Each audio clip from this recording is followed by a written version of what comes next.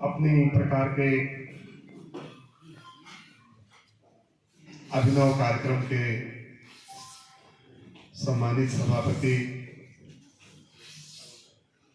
हम सब लोगों के वरिष्ठ नेता, समाजवादी पार्टी के पूर्व जिला अध्यक्ष आदरणीय डॉक्टर विश्राम यादव जी,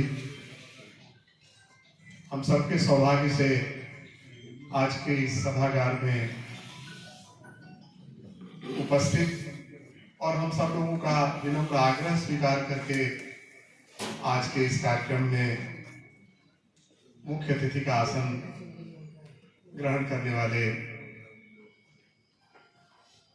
जननायक चंद्रशेखर विश्वविद्यालय के कुलपति आदरणीय प्रोफेसर संजीत गुप्त जी, भाई जगदीश यादव जी, जिनके बारे में अभी प्रदीप जी जो संचालन कर रहे हैं उन्होंने आपको परिचय दिया है, और सभागार में उपस्थित प्रत्येक शख्स, आज कोई ऐसी जनसभा नहीं है जिसमें सामान्य संबोधन से काम चलता हो, क्योंकि प्रत्येक व्यक्ति आज के सभागार में उपस्थित अपनी विशिष्ट पहचान रखता है, कम से कम मेरे लिए, क्योंकि कोई व्यक्ति इसमें ऐसा उपस्थित नहीं है आज जिनको मैं व्यक्तिगत रूप से नहीं जानता। आप सबका अभिनंदन, आप सबका स्वागत, आप सबका बहुत बहुत आभार, क्योंकि ये कार्यक्रम बहुत संक्षिप्त सूचना पर आयोजित हुआ। भाई जगदीश जी अपने घर आए हुए थे और हम लोगों ने विचार किया कि दिल्ली में बड़े बड़े आयोजनों में और जहां पत्रकारों का बहुत सबसे सशक्त और मशहूर क्लब है दिल्ली प्रेस क्लब, उसके भी आप सेक्रेटरी रहे हैं, तो बड़े जगहों पर तो आपका बड़ा नाम था, लेकिन अपने घर में कई लोगों ने मुझसे पूछा, क्षमा करेंगे, कई लोगों ने मुझसे पूछा कि जगदीश यादव कौन है। मुझे आश्चर्य हुआ, और आश्चर्य हुआ ये बात मुनासिब नहीं है, ये फिर सामान्य की बात है कि जब आपने जीवन के सबसे सुंदरतम दिन आपने बहुत सारे गलियारों में ऐसे ऐसे गुजारे, आप कहेंगे कि मैं तो जंगलों में, पहाड़ों की चोटियों पर, कभी आसमान में 35,000 फीट की ऊंचाई पर, और कहां से कौन सी तस्वीरें लेते रहे, लेकिन अब आपकी तस्वीर भी लोगों के सामने अखबारों में न छप करके रूबरू ली जा सके, ऐसी एक स्थिति बने, इसके लिए आपने इस अवसर को स्वीकार किया। आपका भी धन्यवाद करते हैं, स्वागत करते हैं, आपका अभिनंदन करते हैं कि आपने आज के इस कार्यक्रम में अपनी उपस्थिति रखी है हम लोगों के निवेदन पर। मित्रों, इनका जैसा परिचय दिया गया है, एक और है, इनके व्यक्तित्व के और भी आयाम हैं, लेकिन जो मुख्य बात है जिस पर सर्वाधिक जोर है, परिचयात्मक तौर पर अगर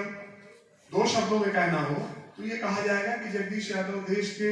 बहुत मशहूर प्रेस फोटोग्राफर। फोटोग्राफी अपने आप में बड़ी एक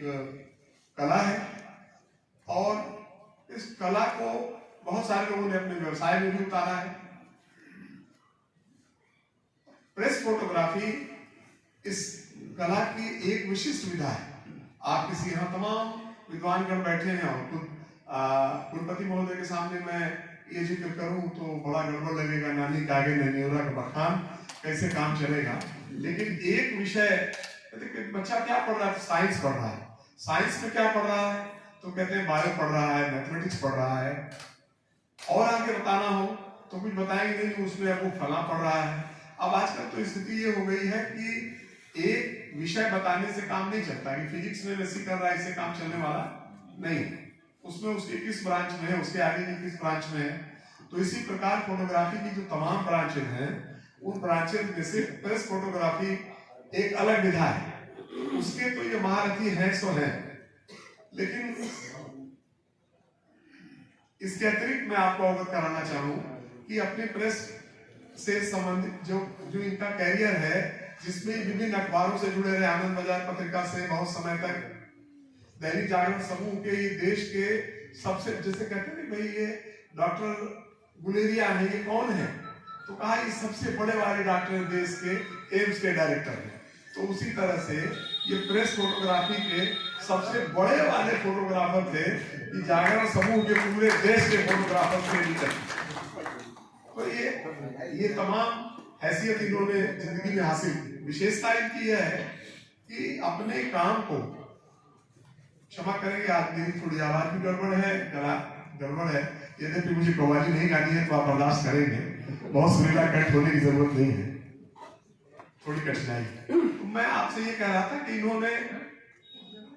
प्रेस जर्नलिज्म के, प्रेस फोटोग्राफी के क्षेत्र में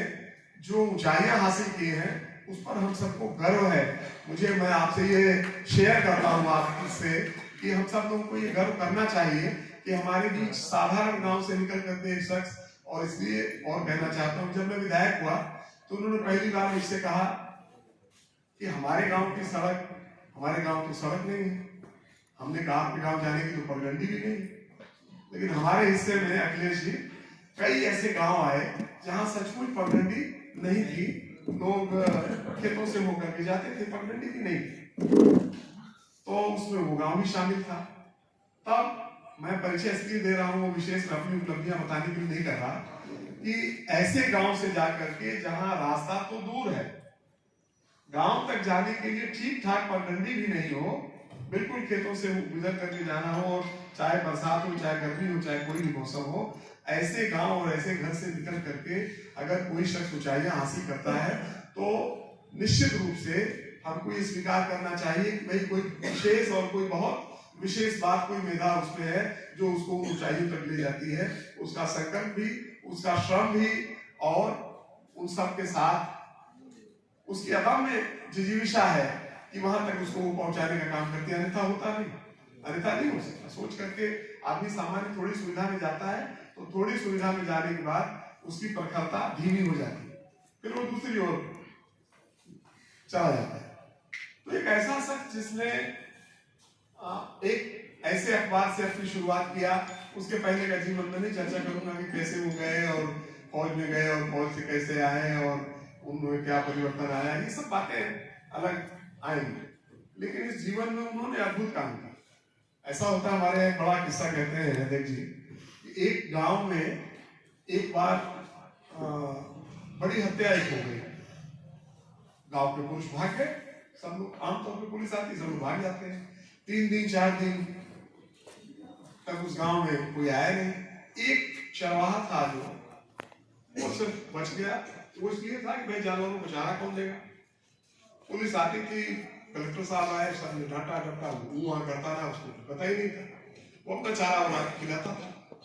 घर के लोग लौट के आए, और लौट के आए तो उससे पूछा, हमारे सिंह जी बैठे हैं, कोई नहीं